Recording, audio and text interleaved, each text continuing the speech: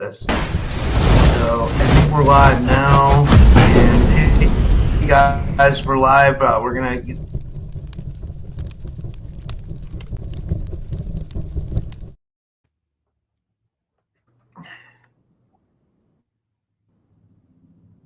Hey guys, welcome back to another episode of the Typical Skeptic Podcast. I'm really excited to have my guest back today. She's a return guest. Who I have with me is the amazing Audrey Walters. Audrey is a multifaceted spiritual educator, cosmic mentor, environmental science advocate, best known for her visionary founder behind StarNet Link, her popular YouTube platform focused on interstellar diplomacy and consciousness shifts. She's recently stepped into the literary world with her debut guidebook, Space School Lessons, Volume 1, Beginner's Guide to Galactic Politics, where she unpacks the frameworks of cosmic governance and starseed training for Earth-based light workers. Blending cutting-edge ET contact theory, spiritual sovereignty, and science-based insight, Audrey speaks from lived experience, reporting personal activations, interdimensional council encounters, and active Federation engagement. Her work bridges the mystical and the grounded, offering powerful tools for individuals graduating through cosmic awareness. Audrey is also earning credentials in environmental science and engineering, sharpening her voice as a bridge between planetary stewardship and galaxy scale alignment. And you guys can find her on her YouTube channel at Starseed NetLink. And I'd like to give her a big warm welcome back to the show. Audrey, thanks so much for coming back on. How are you? I'm doing good. Thank you so much for having me back on. I'm so glad that my book is finally out. It took me about 2 years to write it and put it together, and it took me probably about month or two of just edits. And my book is a beginner's guide.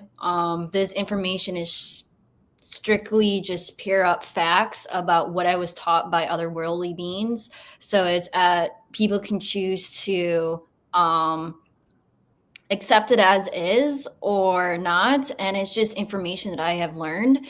I talk about everything from how I was taught it, like the introduction to my space schools, like how I was taken as a child. That's all explained. The type of training that I had to go through, it's all in this book.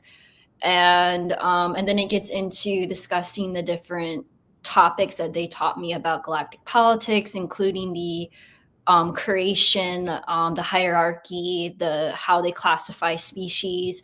And towards the second half of the book, I begin talking about the Starseed program, a little bit how the SSP fits into galactic politics. I also talk about everything from like the abduction, like my perception about the abduction, and also the Starseed program. Then it gets into time travel and stargates, and a little bit about AI, and then I followed up with a conclusion.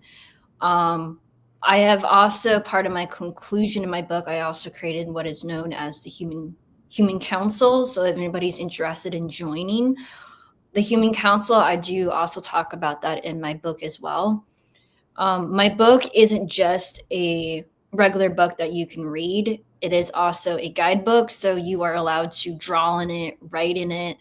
I do expect that a lot of people who do buy my physical copy, and they will start to have memory recall with this book. So that's the reason why that every end of every chapter, there's a note section, because there's a thing called what is known as amnesia siphoning.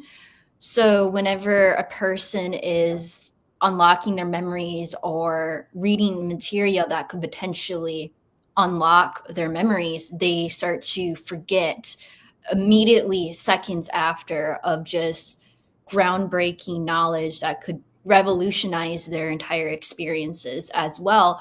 So that's also called the amnesia siphoning. I have a glossary. So it's sort of like I guess you want to call it like a spiritual textbook, where in the beginning I have like a glossary of different terms that I use throughout my book. And it goes into discussing the different types of terminology that I use in my book.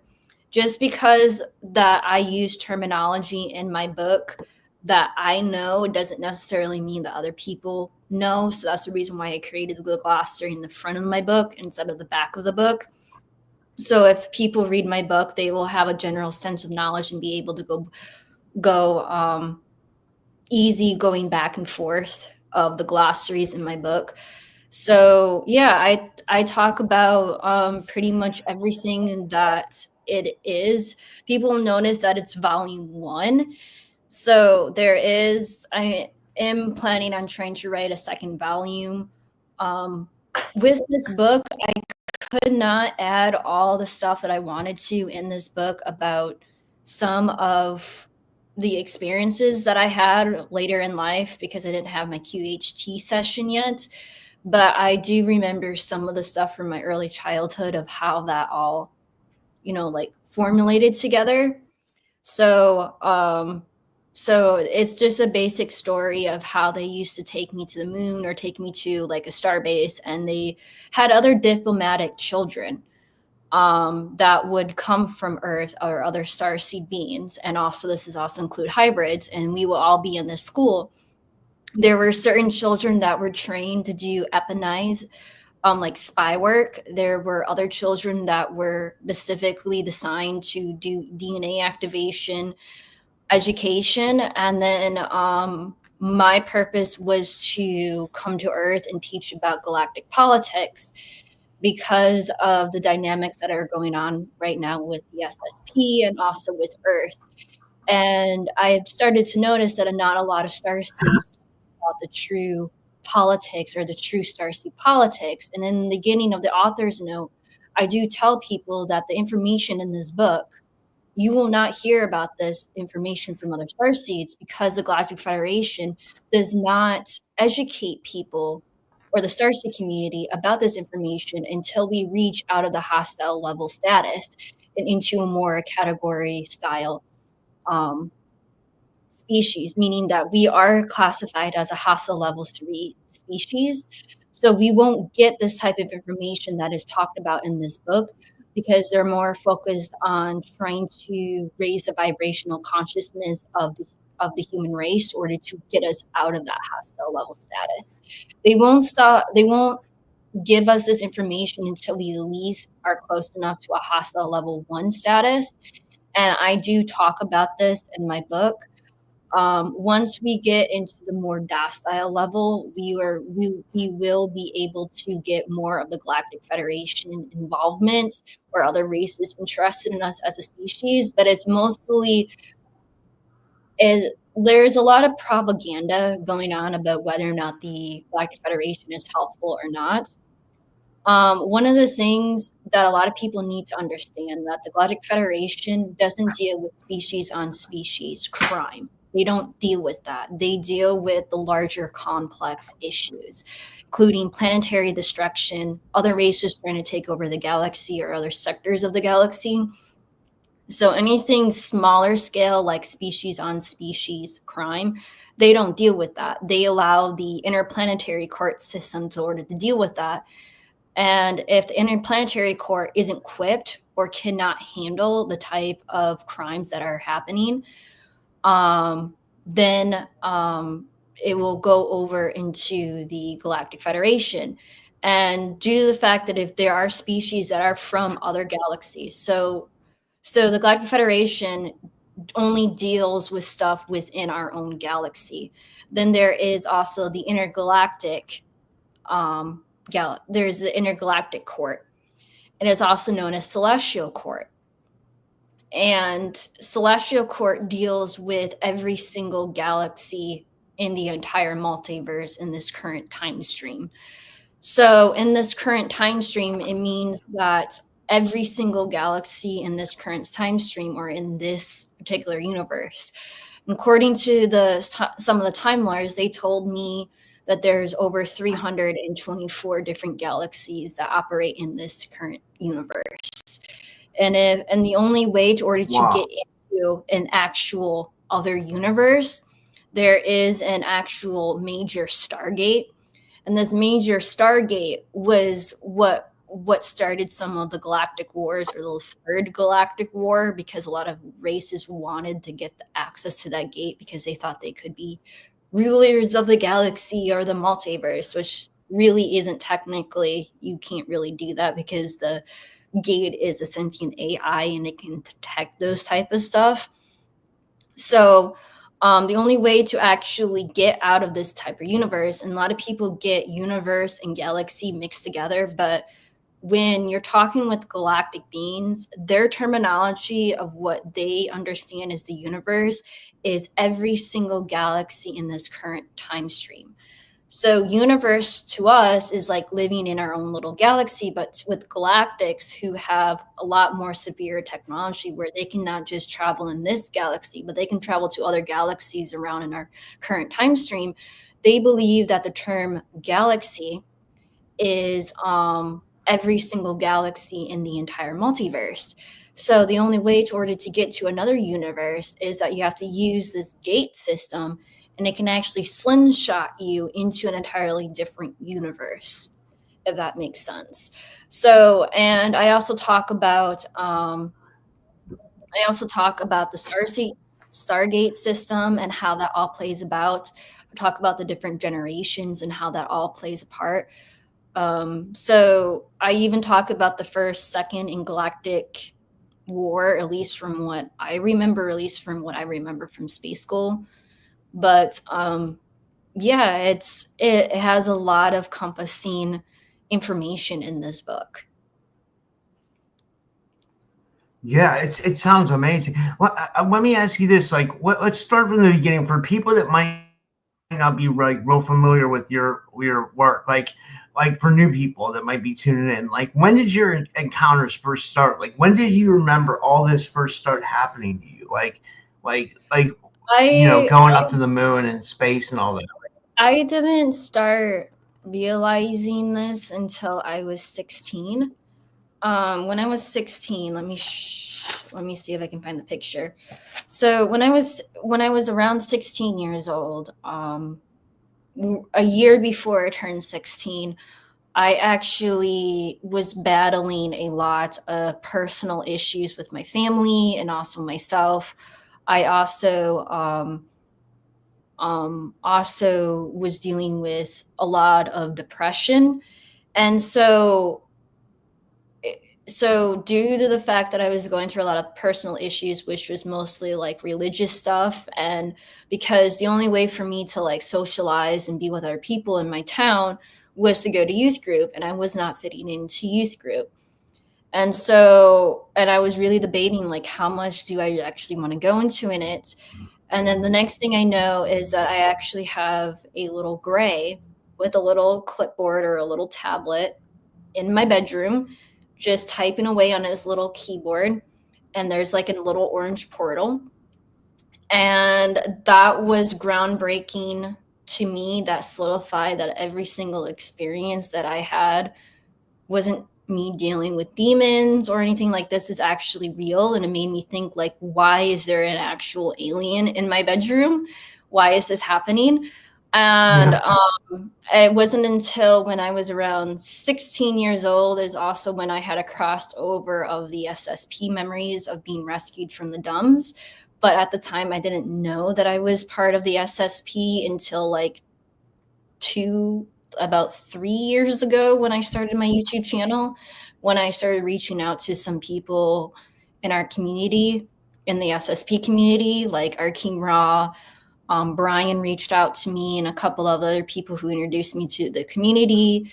Amisha Johnson was one of those people that really helped me understand that I wasn't alone with some of my experiences. So I went to some of her support groups, and then I started like branching off from there. But yeah, it really, really came all about around the time when I was 16. I do know that some people don't have their awakening experiences until like their early 20s, late 20s, or even later than that. But I had it fairly young. And I do believe that the reason why I had it fairly long was to begin some of my lessons, or to start teaching humanity about galactic politics. and I'm and it's sort of like people need to like understand that just because ETs come and visit us, people need to understand that the ETs that come and visit us have to train between 5 to 7 years. Some of them have to train 10 to 15 years to order to have actual physical contact with us, how to engage with us, how to learn our language, how to what is not offensive. Like they have to be trained before they even come to Earth to actually interact with us. So people need to like understand that some of these ETs that do have this privilege is because they passed all the type of training that was required of them. And so that due to the fact that they passed their training seminar, they're allowed to interact with us and talk with us and stuff. And it's a really huge deal for them. There is, however, a lot of people get really, really confused whether or not, but it's basically up to our choice as a race, whether or not we want to join the Galactic Federation or not. There are other races that have chosen not to go into the Galactic Federation, and they still work in conjunction, but they still have to obey some of the laws that the Galactic Federation has set forth.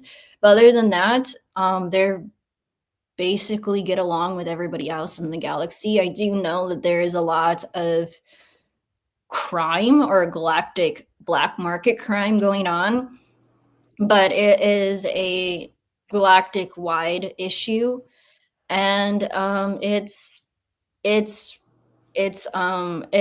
evolving. There are some races that specifically like coming to Earth because they get to learn something that they're not really used to learning.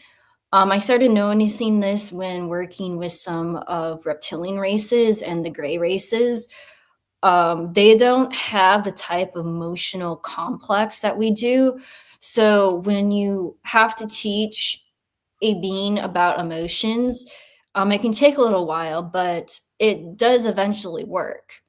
And people need to understand just because they don't have the emotional complex doesn't necessarily mean that they're evil. It just means that they are learning a different way of life, it's sort of like due to the fact that we live on a planet, and some of the races that I talk to believe that me going to work for 8 hours in order to get a paycheck is considered slave labor.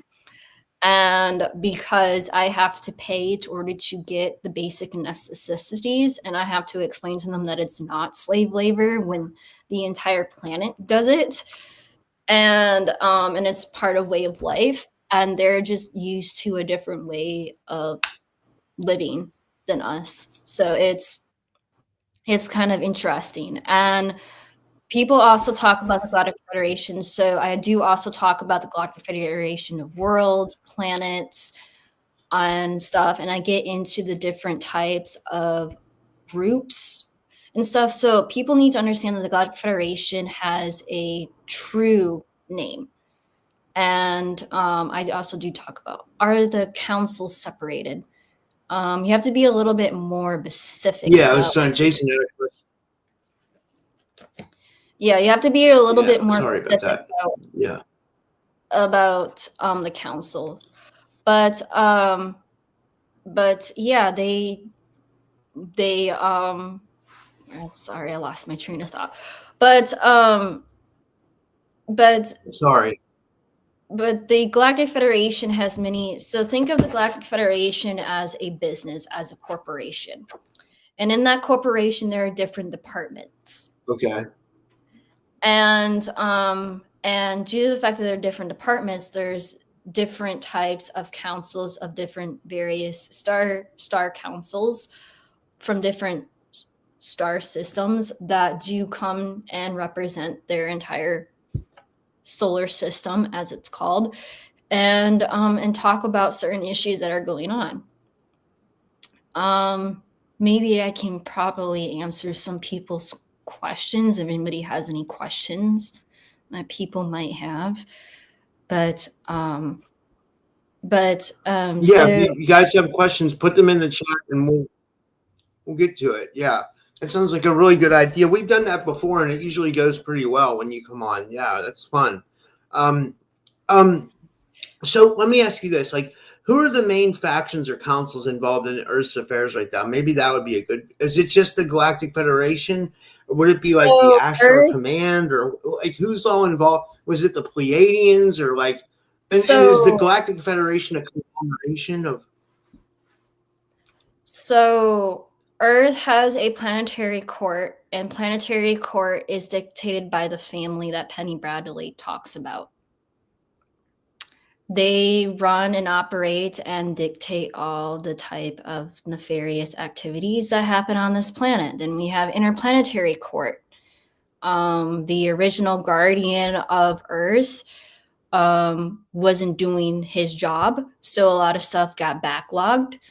And now the new guardian of Earth has to deal with the backlog of a lot of stuff. And people are like wondering, like, how did this all go under the radar? Well, people need to understand that the Galactic Federation doesn't deal with species on species crime.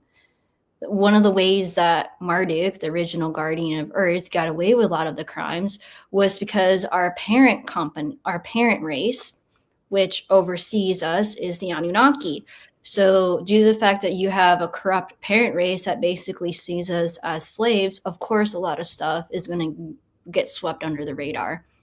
But due to the fact that we have inner Earth and some of the races that live in inner Earth, and due to the fact that the Anunnaki don't really police who comes and goes from the planet, so there is actually an award system.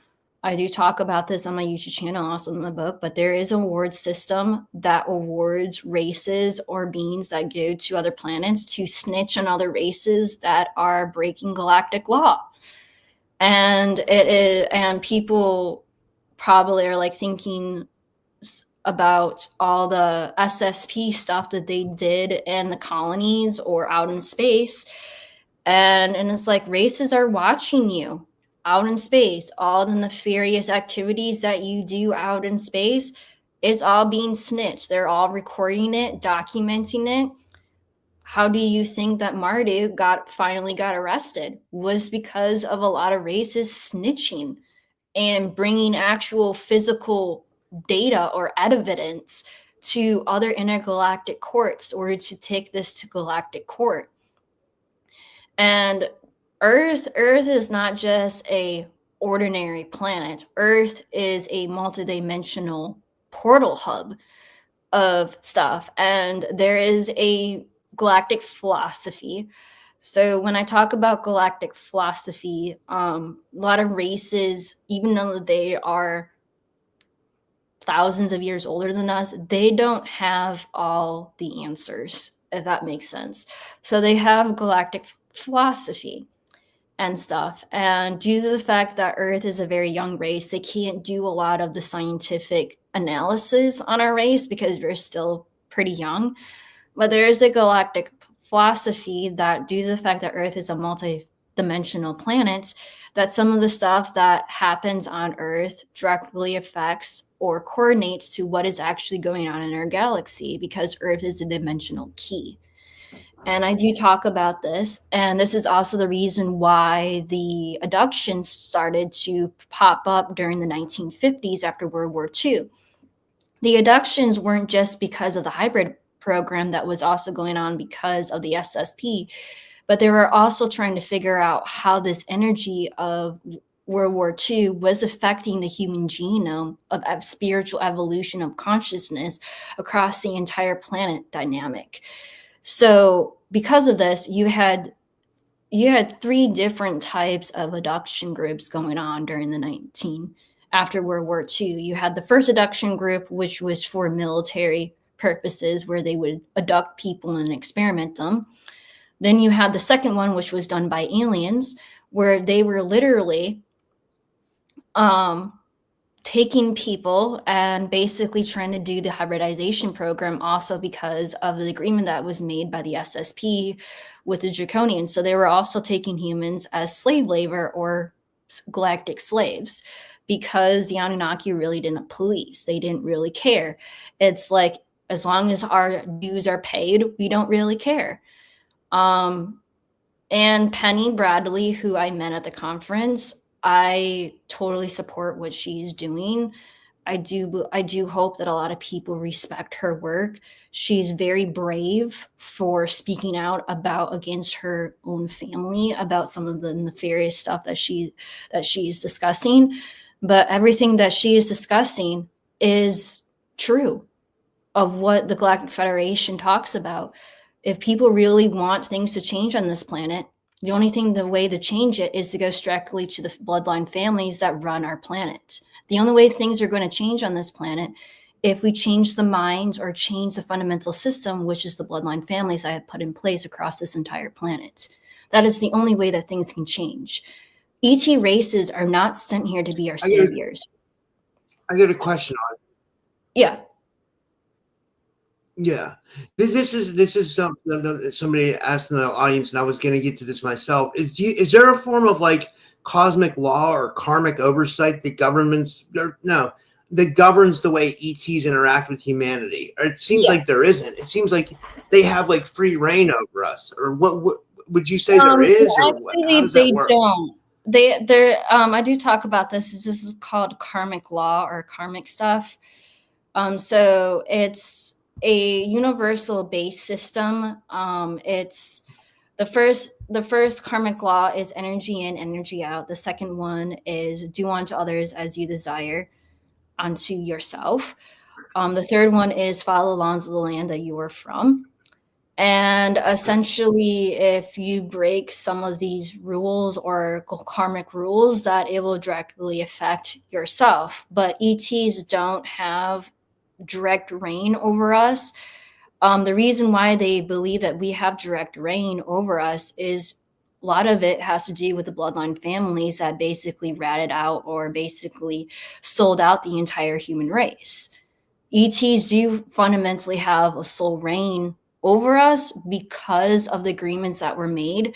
But the only way for a person to revoke that type of contract is that they have to do this necessary spiritual work, like protecting yourself, provoking certain stuff over yourself or certain contracts. This is the reason why getting into spiritual work and understanding your spiritual self or contract or consciousness, evolutionary of your own consciousness, is what is essentially can break hold over us. But essentially, yeah, I can understand why a lot of people believe that we live in a matrix. I don't believe that we live in a matrix system. I don't believe that ETs have full reign in us. It's just that you need to start becoming a little bit more aware. And they don't understand certain stuff that we don't understand. And they do understand boundaries. They do understand stuff. But when you're too afraid, like too afraid to actually speak to them and actually have a coherent conversation with them, that's the reason why a lot of them do what they do, because you're too afraid. You won't get over your systematic programming or religious programming to actually have a coherent conversation that's beyond human. And that's usually what a lot of the issue is that most humans can't handle face-to-face contact with something that is not human. Usually because I was trained and a lot of other children were trained in order to have face-to-face contact with ETs, we're a little bit, I guess, numb to it. So you can have a coherent conversation with ETs and tell them what your boundaries are if you learn the fundamental basics of spirituality, like grounding, holding into your spiritual self, like all the basic stuff that other ETs constantly talk about on a constant loop over and over and over again across multiple different channels. It's all the same. It's all the same fundamental teachings. It's just you need to start taking initiative to actually start doing it yourself. That's the major issue, is that a lot of people don't want to take the initiative to do it themselves. They'd rather have someone else do it for them. Yeah, that's a good point. And then I was going to ask you, what would you say the primary mission of the Starseeds on Earth is right now? Like, what should they be focusing on? Well, right now, the oceans, to be honest, our oceans is the fundamental key aspect of our entire planet. It what brings oxygen and what brings the ecosystem, and due to the fact that our oceans are dying, plays a very significant role into our entire ecosystem or health of a planet. And that's usually the main message that they tell me, is that the starseeds need to start learning to focus on our oceans and not so much on land. But sorry, go ahead. So originally, the Starseed program, people talk about the first wave, and I do believe that this was true in some aspects. The first wave was sent for people to be starseeds who were in an experiment. They were sent here to basically experiment, to be like, what is life like on Earth, to experience every fundamental aspect of human life here on this planet and bring it back. The second wave was to figure out what are the main issues. And the third wave, I do believe, is trying to figure out what went wrong, how to fix it. And I do believe that the fourth wave, which is coming, is to fix some of the issues that are happening and actually fix it. So I do believe that we're in the beginning stages of the fourth wave coming to Earth, where they're literally sent here to basically bypass stuff and basically start to fix stuff within our society. Wow, I love that. Yeah. And how can someone tell if they're being trained in space school via dreams, downloads, or abductions, would you say? Usually a lot of people who are trained usually remember having really positive experiences, like training with different ETs, being like in a school, like being in like in a sort of like school and stuff. But yeah, it mostly really depends on the person and what they remember, because certain different people were assigned to do different things. So the most popular one that I found was being trained by other ETs, being in classroom with other ETs, interacting with other hybrid children or other humans like yourself. So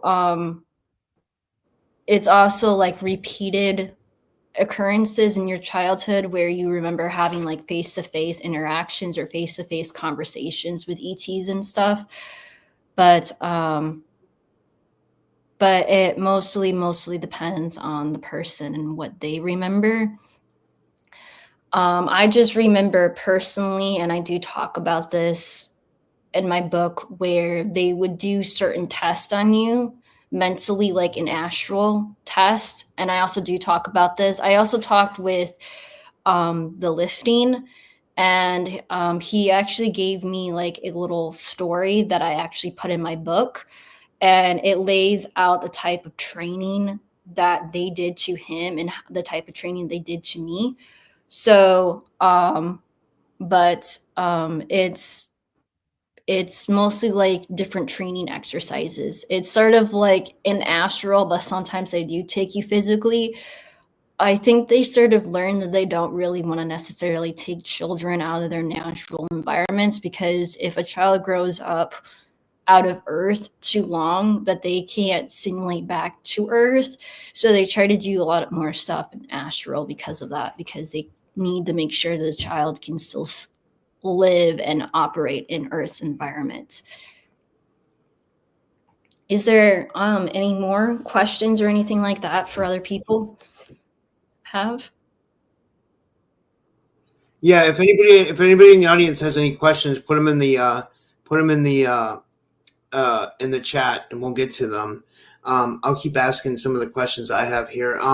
You mentioned your work that we're here to graduate. What does graduation mean from like a soul perspective? Figuring out what you were sent to Earth to do.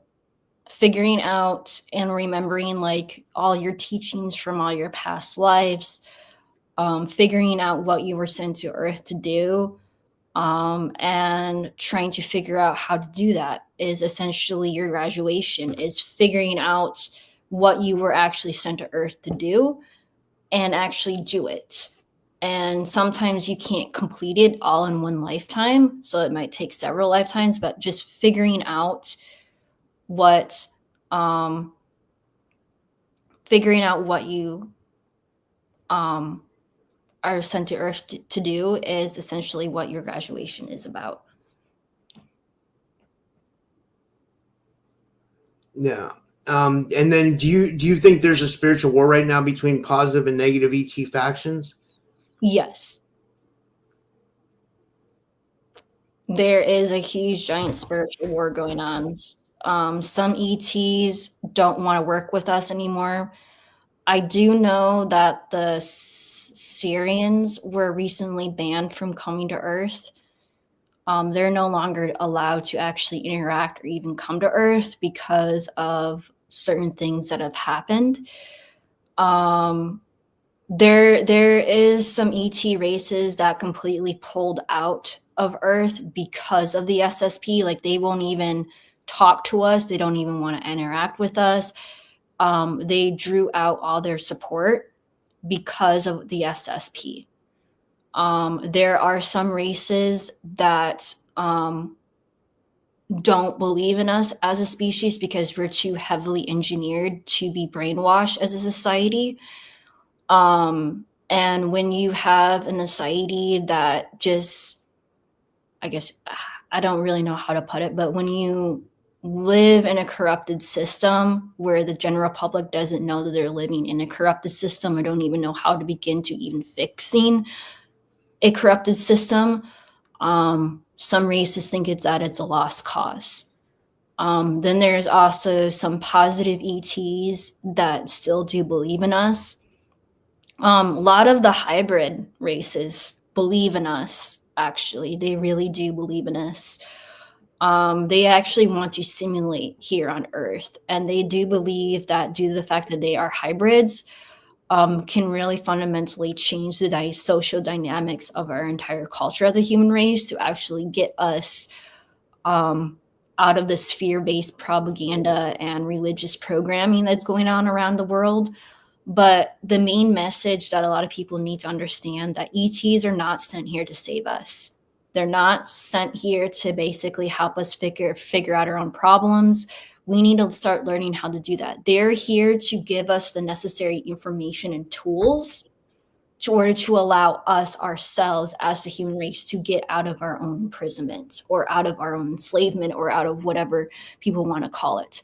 But they are sent here to give us information, tools, and to see whether or not that we can figure out how to use those tools or to get us into a better working society. But they're not here to basically be like our saviors, basically. And a lot of races don't actually want to actually interact with us because they're more afraid of themselves breaking galactic law, where if they do end up coming to Earth, are we going to create another religion out of all of their teachings and stuff like that? So it's a really, really hard ball for a lot of ETs because our society is constantly changing constantly.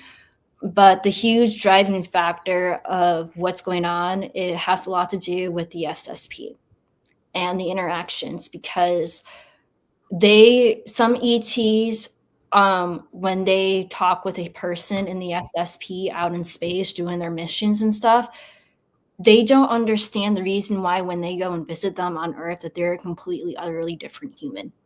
And sometimes they actually want to go in and actually attack that human because of the atrocities that they did. And when they go to that person, they don't remember what they did out in space.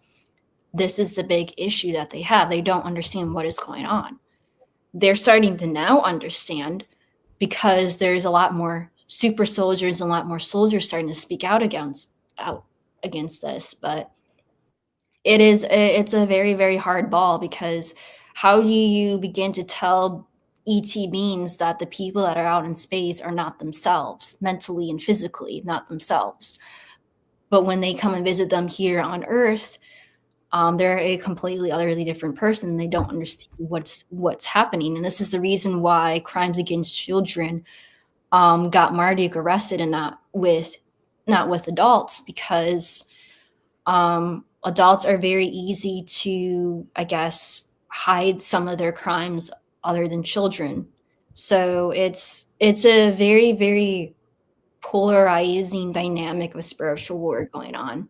But yes, it is still out there. I had a question that see if your information is like similar to Renetta's. Like when Renetta came on my show, she was talking about like undersea programs as well. Like, so there's out in space, but then she said there's an undersea program as well. And then she said a lot of times these ETs can manipulate, like they can create like a holographic sequence to make you think you're somewhere. Have you dealt with these things as well? And do you believe that? Yes, they're called holodeck rooms or holographic rooms. They're also used for training purposes. They were supposed to be used for training purposes, but some people use them as prisons, or the SSP use them as prisons. But yes, they're originally designed for training purposes and educational purposes. But of course, there are beings that don't use those for those type of stuff. But yes, they're very real, and I do believe that there is some ETs that do abuse them and some ETs that actually do try to properly train people with them. Wow, that's interesting. Yeah. And do you think certain government black ops programs are interfering with our development here? I mean that's a given, right? It seems like they're. Oh yeah. And would that be to? Well, the SSP. One of the things I do also talk about in my book is time crimes. The Galactic Federation doesn't do time crimes because of vortex sickness. And in my book, I do talk about the different phases and the different type of vortex sicknesses. So like phase 1, and it will give the description of the type of stuff that you can be affected by it, and actually give the description about it in my book.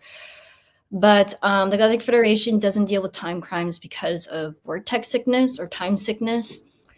And so they give it up to the Time Lords. A lot of people remember 2012 and people saying that it was supposed to be the end of the world. Well, it could have actually been the end of the world because of all the time crimes of people manipulating different timelines. It could actually happen, but due to the fact that we actually had Time Lords actually coming in and actually fixing some of these time grinds where they basically manipulate time, coerce times to go through their own ways and stuff, like take people out of their bodies and time regress them and stuff like that, and messing around with their entire social dynamics or mentality or messing or manipulating time. It has messed around with the spiritual dynamics of our entire planet and even a lot of more stuff. But yes, some of these programs are literally, how do you want to say, affecting the entire consciousness development of the entire planet, as well as it's also jeopardizing whether or not that we will become a spacefaring race or not, and stuff. But it is This very. is a good question from. Oh, sorry. So how do you know if someone's a Time Lord? Most people that I interact with are not Time Lords. They're more time soldiers than they are Time Lords. A Time Lord is a person that usually has the ability to access any type of fundamental gate system on the entire, not just on Earth, but the entire galaxy as a whole. So one of the ways of how I mostly can find out whether or not a person is a Time Lord has a lot to do with their knowledge and understanding of time, And usually they have a lot of extensive knowledge about time to the point where they can actually start to like see time and actually like understand time. But in the context of Time Lords, we're mostly talking about a person that is essentially designed to basically go into a timeline that is not their birth timeline, and that cannot be affected by time sickness. You are a true Time Lord if you cannot be affected by time sickness. And most soldiers or most people are not immune to time sickness, so that can't necessarily mean that they can become a Time Lord. In order to become a Time Lord, is that you have to become immune to least vortex sickness 2 or time sickness phase 2. If you can be immune to 1 and 2, then you can become a Time Lord, but most people cannot become immune to 2. So they're usually immune to 1, but they can't be immune to 2. So it's extremely hard for people to become Time Lords. In order to become Time Lord, you have to like be immune to phase 1 and 2 of time sickness. Hopefully that answers something. This is a really good one from Michelle's around. And that was an amazing answer. You're doing great, Audrey. This is really good stuff. And this is from Michelle's around, but she says, Audrey, do you know anything about lighthouses and portals? I had a dream with Trump asking me to open to it. Oh, okay. So lighthouses are actually portal entrances. They used to be aboleths. And I talk about this in my book. So aboleths, certain types of aboleths, I do believe now, after doing some research, I do believe that lighthouses used to be aboleths a long time ago. And certain aboleths were used to draw in energy. And due to the fact that these aboleths were used to draw in energy, they were also used to basically open and close portals. So one of the ways that stargates do is that the certain type of material that is made out of like time sickness, out of the train of thought. The aboleth has a certain type of element material in it that is comprised with a certain type of material property.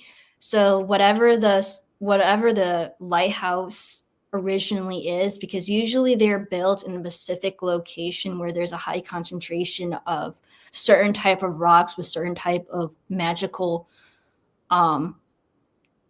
abilities, and that just basically naturally absorbs all the energy. And those obelisks or those lighthouses are used to basically store or absorb energy.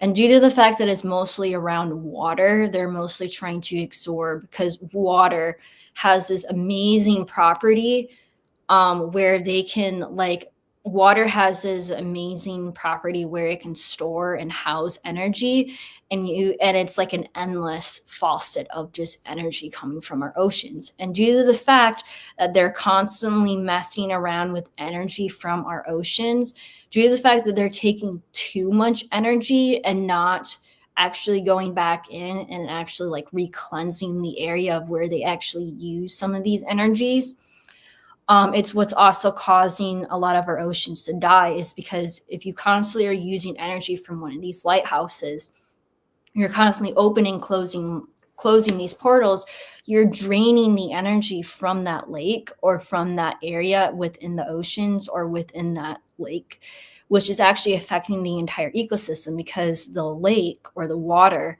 or the lighthouse that's absorbing that type of energy is opening, closing portals. And so, yeah, lighthouses are used to basically absorb and open and close portals, but also going to have some major side effects where it can actually affect the entire energy output of the entire environment where it is.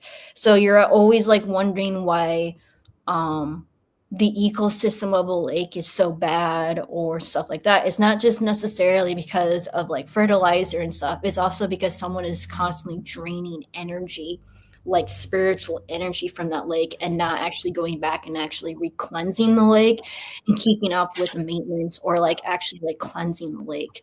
So hopefully that answered some people's questions. But yeah. Jason had an interesting question. He says, oh wait, that's Michelle. He says, Jason says, what does a hostile number 1 look like? I'm not sure what he means there. Oh, he means like the type of ranking. So right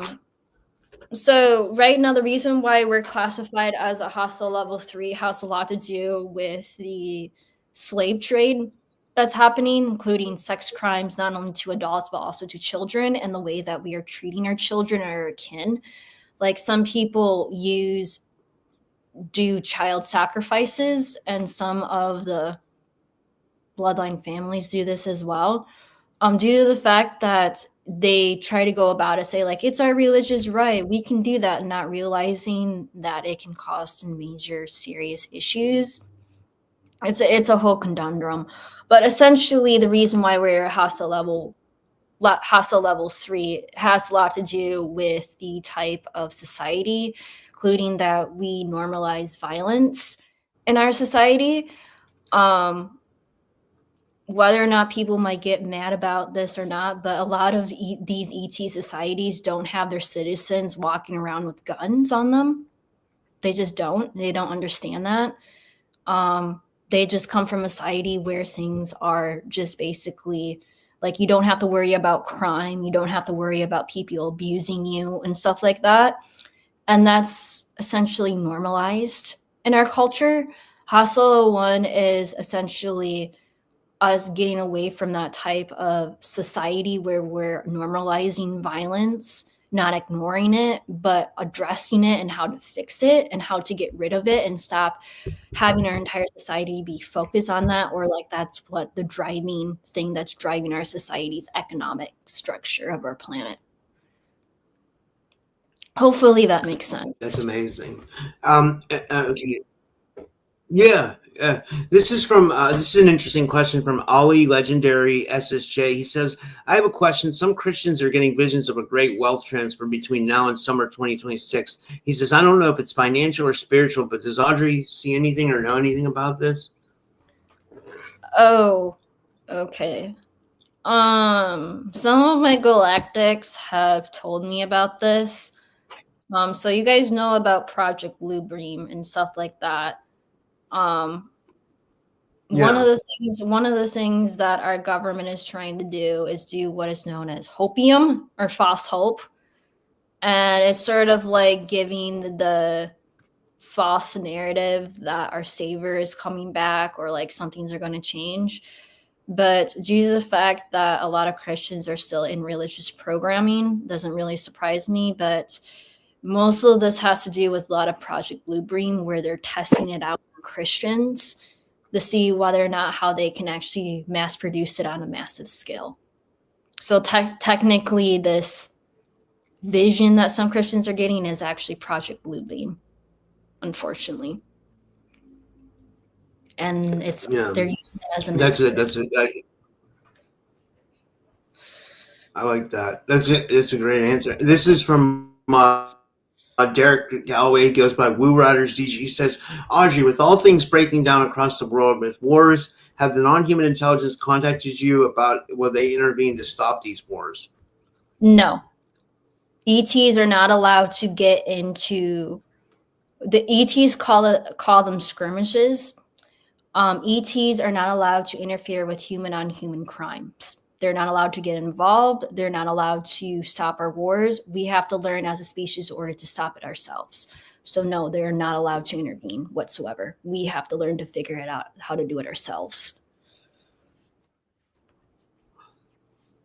The only time that they're allowed to intervene if nuclear stuff gets involved, like firing nuclear stuff, where it's not just going to affect the plant, not just going to affect a certain area, but once nuclear stuff gets into the conversation, that is when ETs are allowed to get involved if nuclear stuff gets involved. But other than that, they're not allowed to intervene unless it has to deal with nuclear stuff.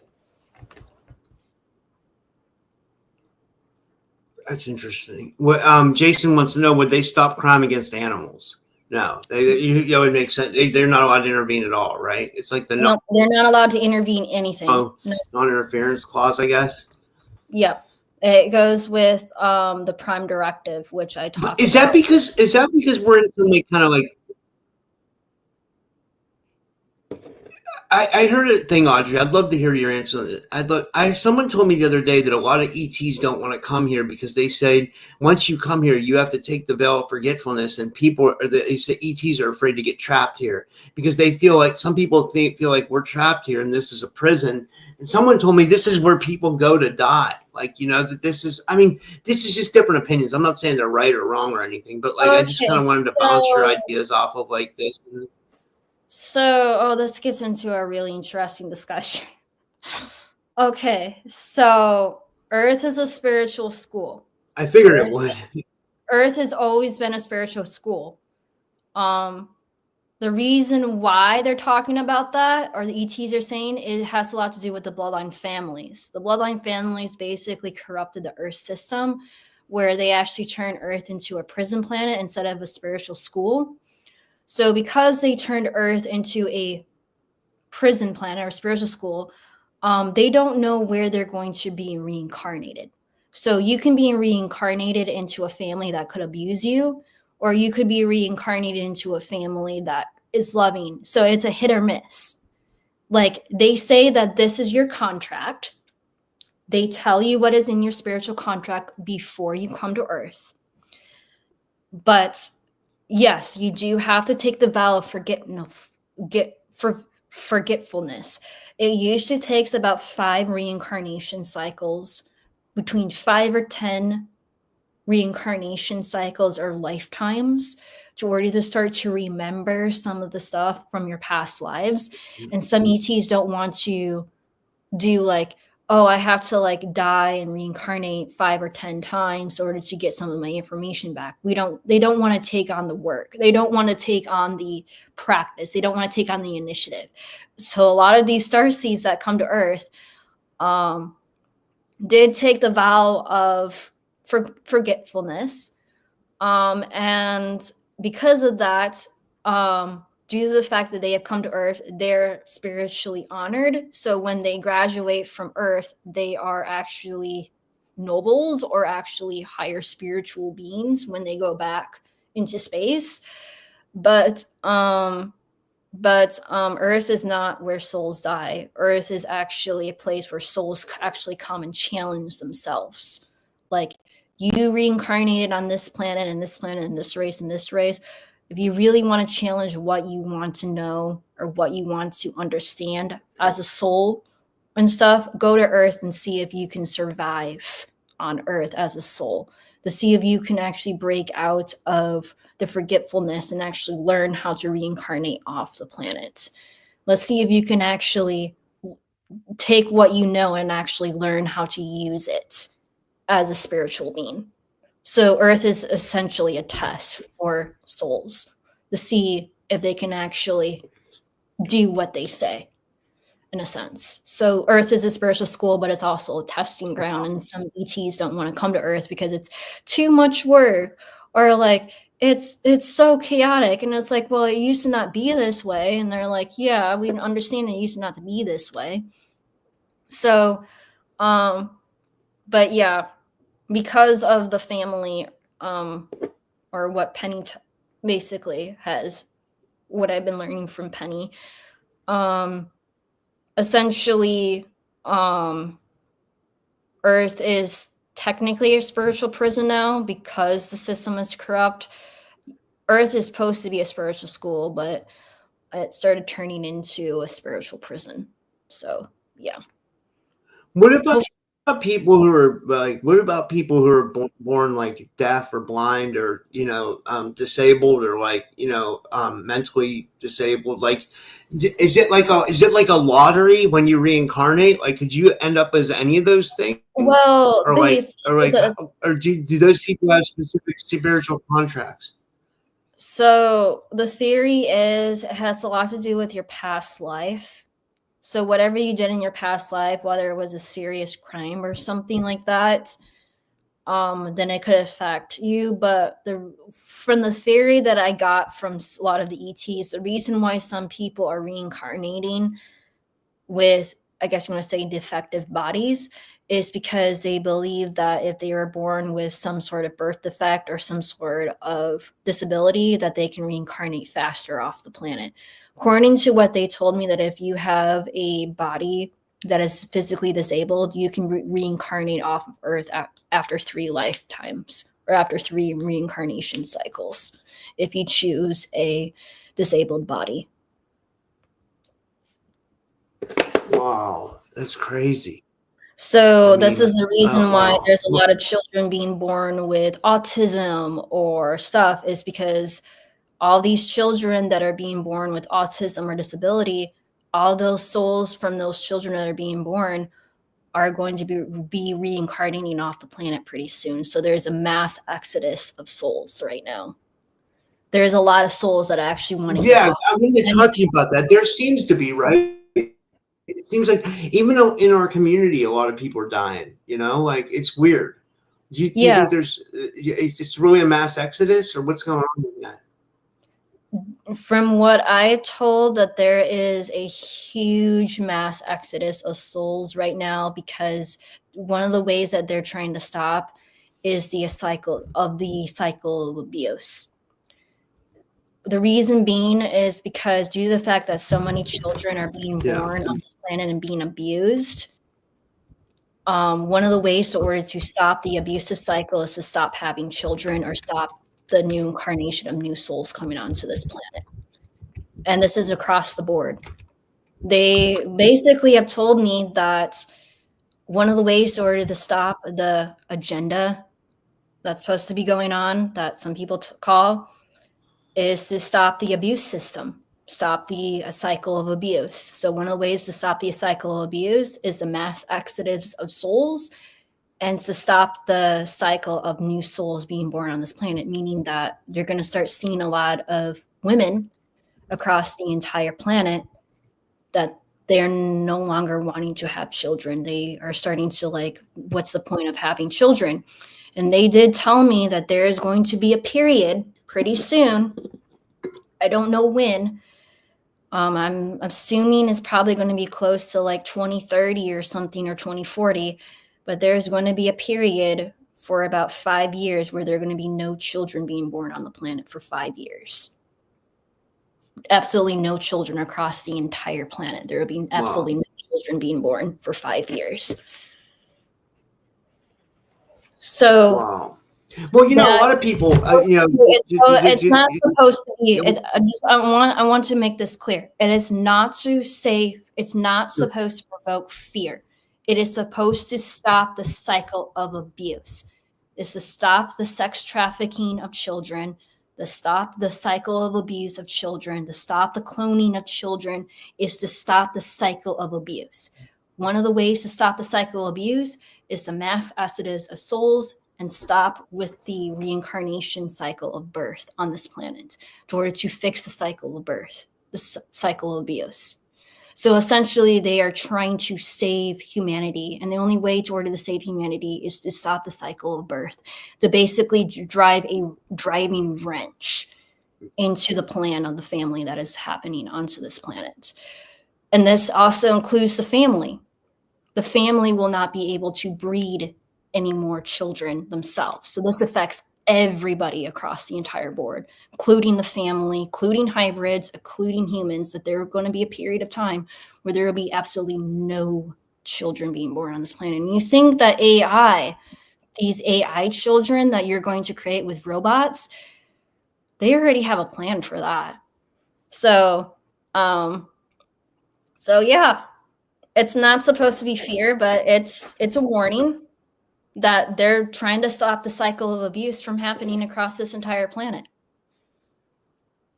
So yeah, it is a Matthew Morning has a question. He says, how does causing a mass exodus help humanity save itself when they could just pull everyone off? He says. Well, due to the fact that a lot of people have soul contracts, they're trying not to violate people's soul contracts. So, one of the ways is that they're trying to fix the cycle of reincarnation. So they hate the fact that a lot of these children that have extraordinary abilities, have extraordinary talents, are ending up in families that constantly abuse them. These children that are born on this planet immediately get sucked into the SSP programs or immediately get sucked into these programs, and they are constantly abused. They hate the fact that they constantly send soldiers, they constantly send children to this planet to fix this planet. And they're constantly being abused, constantly undermined. And so they basically lost all hope. And there's like, what can we do? Because every single time they send assets to this planet, they get sucked into abuse. They get sucked into these programs. You hear it from the soldiers, from people that you interview, of how many like we have over 500,000 people that go missing every year in this country. That people don't. Yeah, that's just this country. I mean, the worldwide, it's like it's a big galactic slave trade, right? Yeah, and people don't want to talk about this, and people don't want to like connect the dots. So it's like, so yeah, so it's not to cause fear. It's them trying to tell people like, yeah, a lot of your government structures, a lot of your religions are going to tell you that this is bad, this is Satan. And it's like, these souls that chose to be reincarnated into disabled bodies, they chose that. They physically chose that. I understand that they might seem like they're suffering, but the reward of it is that they're going to be able to reincarnate off this planet very quickly. So that's cool. Yeah. And I would want to bring this. It's a rock and a hard place. It's like a lot of people don't understand, especially the SSP soldiers. They told me, and they have told other soldiers, but the other soldiers don't tell me.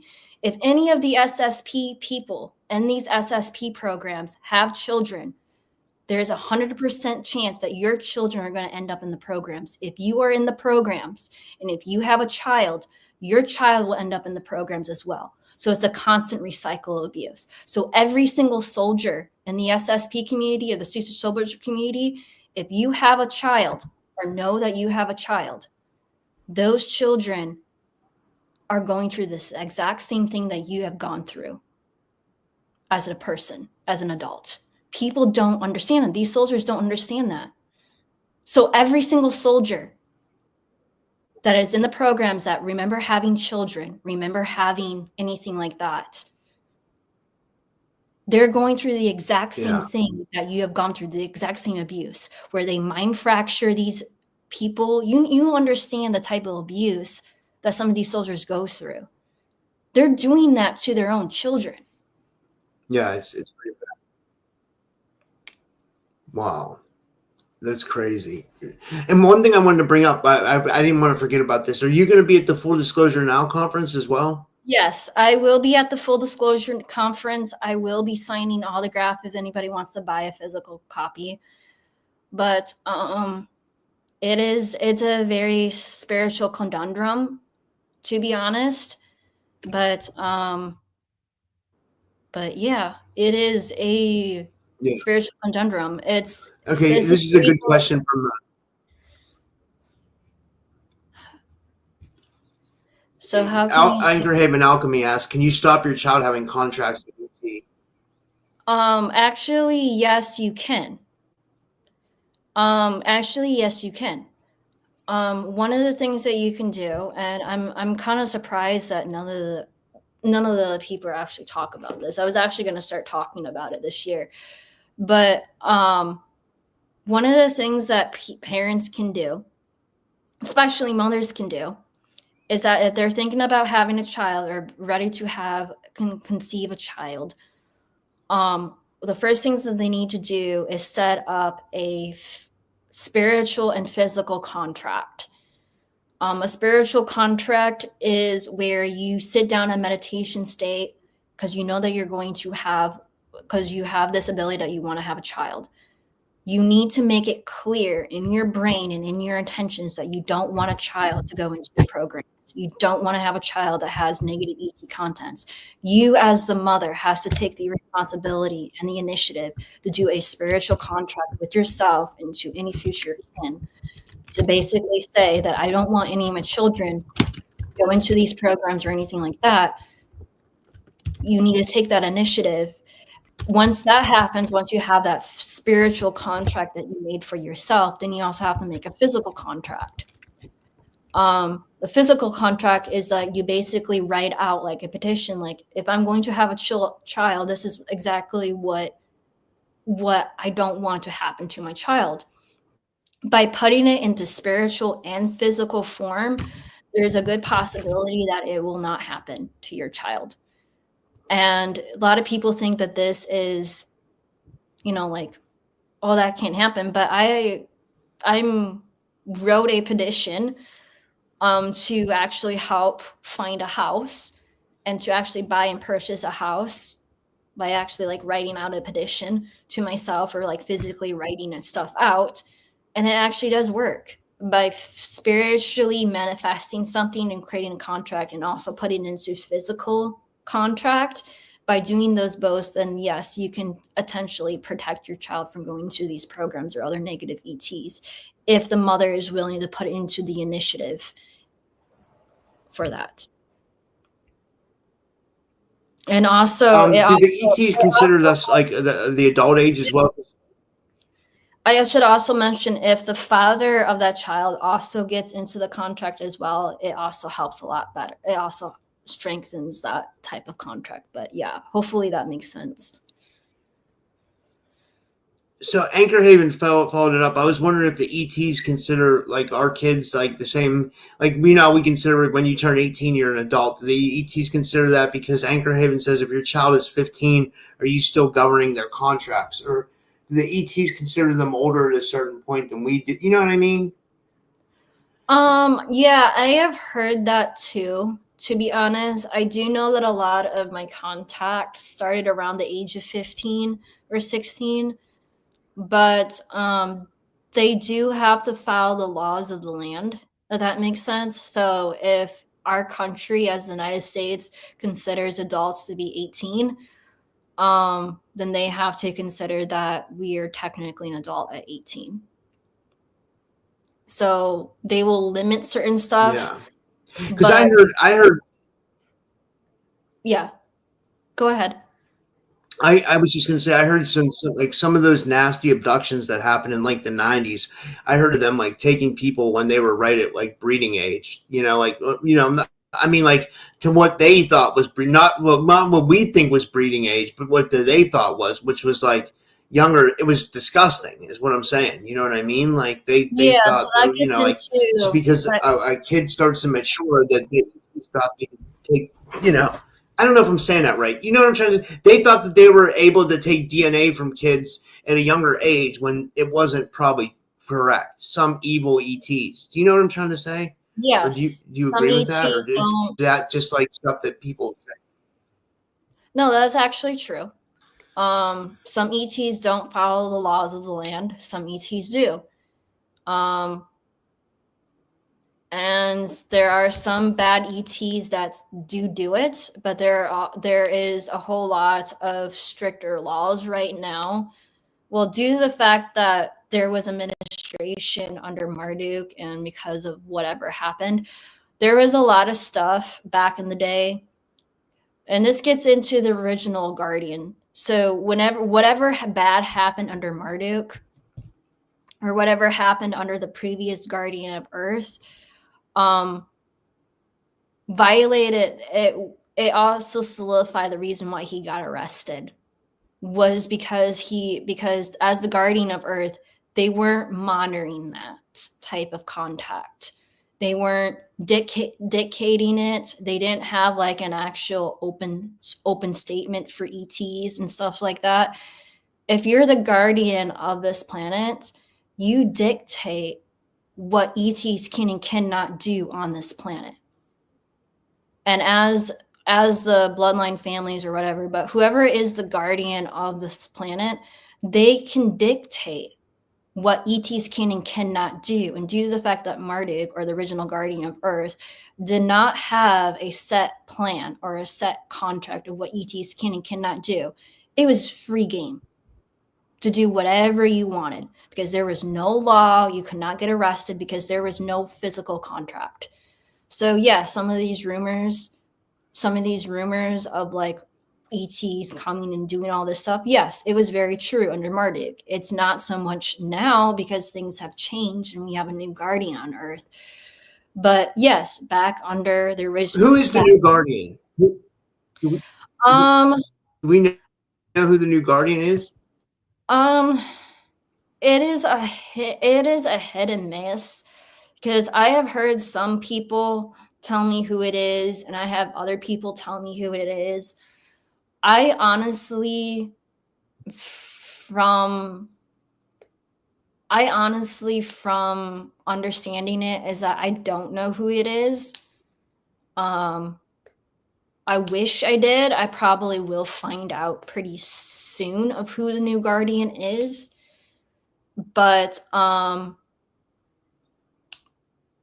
understand that the reason why the guardian of Earth is probably like hiding themselves or like not public or like in some cases, there's a whole lot of, how do you want to put it? One of the ways that I try to understand it is the guardian of Earth should not be in the shadows, should not be on their own private platform and stuff. They should be out on national stage, national stuff, and tell them like, hey, I'm the guardian of Earth. This is stuff. Because they are the guardian of Earth. They dictate what actually happens with ET contacts or the future development of humanity and stuff. And I don't know who it is. I wish I did. Yeah. Hopefully that we can figure out exactly who it is. One of the ways how I mostly tell if someone is telling the truth, that they are the guardian, if they don't give false hope and stuff, like they just give out straight out facts. But honestly, we won't know who the guardian is until she makes a public debut on national stage, if she or whoever whoever is the guardian of Earth. But honestly, I understand that the family or whoever is in charge don't like the new guardian, so they might be under threat. But the only way for them to not be under threat is for them to be out in the open. You need to publicly state on national news across the entire planet that you are the guardian of Earth. And if you don't do that, people won't believe you. People won't back you. You need to have physical, solid evidence that you are the guardian of Earth or whatever. People need physical proof. I do know that the guardian of Earth, whoever they are, should have the ability to access all the fundamental knowledge of the planet, as well as all of the stargates across this entire planet, or at least should have knowledge about it. Essentially,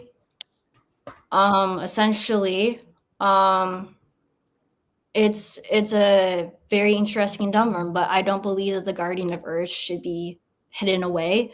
They should become public. They should have actual physical proof that they are the guardian, say who they are. And once that happens, I do believe a fundamental change will happen across the entire board of this entire planet. Because if you just stay in the shadows, or if this person who's the guardian just stay in the shadows, how do we know?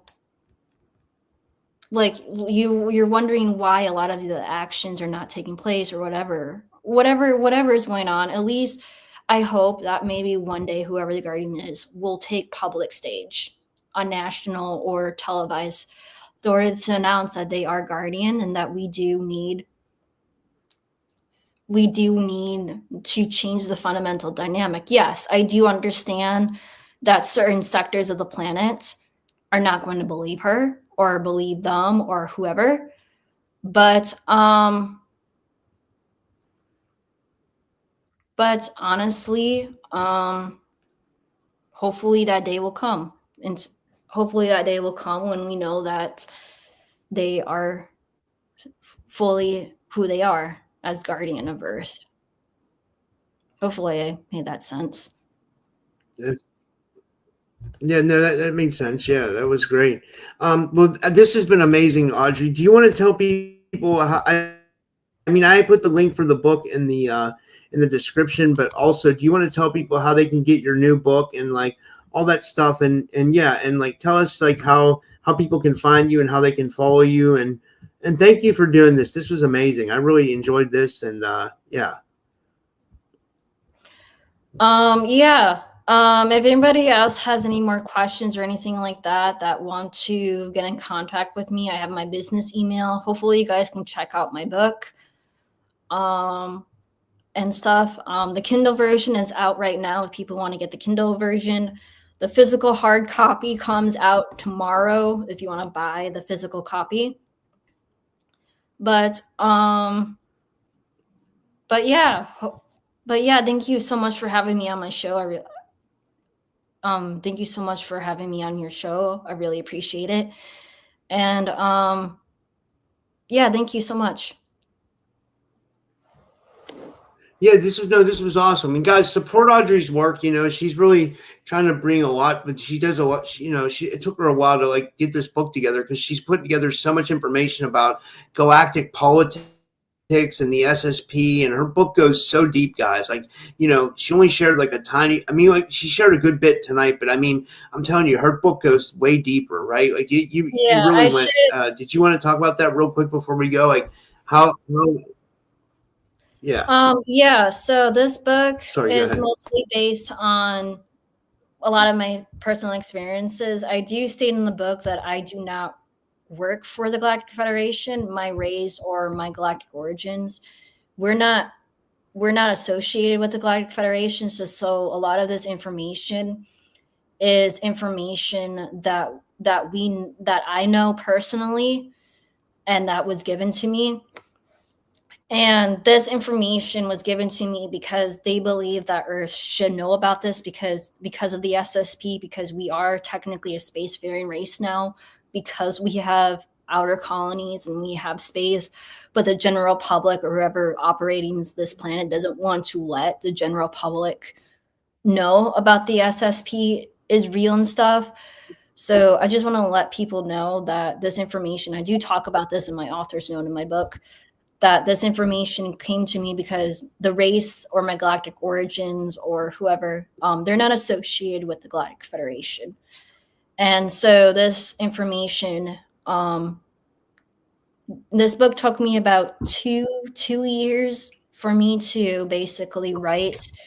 It was trying to like organize. So if people watch my space school lessons on my YouTube channel, it covers, I think, episode 1, 2, 3, 4, 5, all the way up to 7, I think, on my YouTube channel. And it is a compilation of all the information that I've learned from my space school lessons and stuff that I've learned over the years, all encompassed in this book. I do have pictures and diagrams in this book.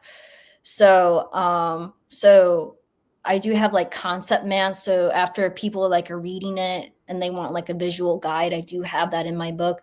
This book is meant for people to write in it and take notes.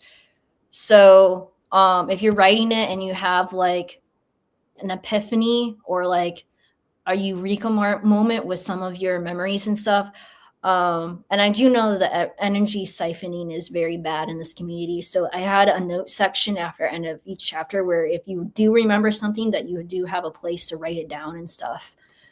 But yeah, but hopefully you guys are interested in my book. You can write in it, draw in it. It's supposed to be like a guidebook. So you can draw in it, write in it, take notes, highlight stuff. That's what this book is meant for you to do. That's awesome. That's awesome. Well, yeah, everybody go support Audrey's work and go subscribe to her YouTube channel. It's NetLink, right? Starseed NetLink, right? Yeah, I changed it from StarNet Link to Starseed NetLink because some of my people were telling me that StarNet Link was getting drowned out by Starlink. So I changed it to Starseed NetLink. So hopefully people can find my YouTube channel a little bit easier now. I think that's better too, because you like represent starseeds. You know, you're a good representative for like starseeds and starseed knowledge. So I think that fits you.